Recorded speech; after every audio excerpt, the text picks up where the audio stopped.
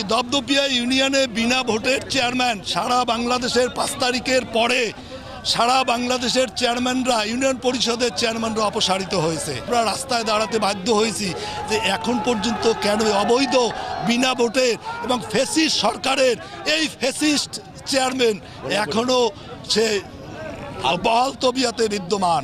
অতএব আমরা এই চেয়ারম্যানের অপসারণ চাই, যার জন্য আজকে এই দপদপিয়া ইউনিয়নের হাজার হাজার জনগণ আমরা এই রাস্তায় মানববন্ধনের পরে সমস্ত জনগণের মতবাদের উপরে ভিত্তি করে আমরা আজকে এই রাস্তায় ব্লকেট তৈরি করেছি। তবে সরকারকে জানাতে চাই এই অবৈধ চেয়ারম্যান বিনা ভোটের চেয়ারম্যানকে তারা পদত্যাগ এবং অপসারণ এবং গ্রেপ্তার না হওয়া পর্যন্ত আমরা রাস্তায় আছি। আন্দোলন আমাদের চলমান থাকবে। আমি জালকাঠি জেলা প্রশাসকের কাছে গত 1/6/2025 তারিখে আমি লিখিত অভিযোগ দিয়েছি।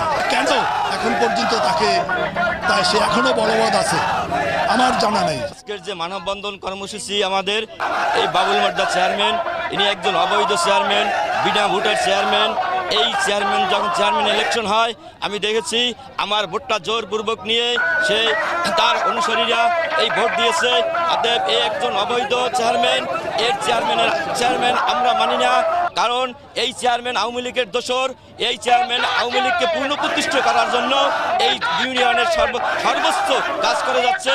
তার ওঠা বসা যা আছে সমস্ত কিছু আওয়ামী লীগের সাথে সম্পৃক্ত। অতএব এই অবৈধ চেয়ারম্যান আমরা মানি না।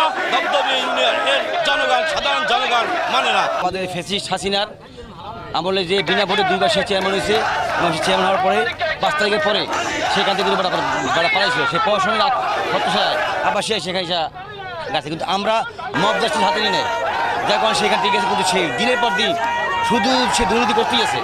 এবার সে ওই যে 10 কেজি চাউল সে প্রত্যেকে পাইছে 7 কেজি করিয়া, কেউ কিন্তু আপনার 10 কেজি পায় নাই। আমরা গেছি পড়াশোনা থেকে তারা আমাকে চাপ দেওয়ায়। এখানে আমরা সমস্ত জনগণের পক্ষ থেকে আমরা দাঁড়িয়েছি যে এই চেয়ারম্যান কোনো মতে এই ইউনিয়নে থাকতে পারবে না। ওর মধ্যে আমরা এখন মব জাস্টিস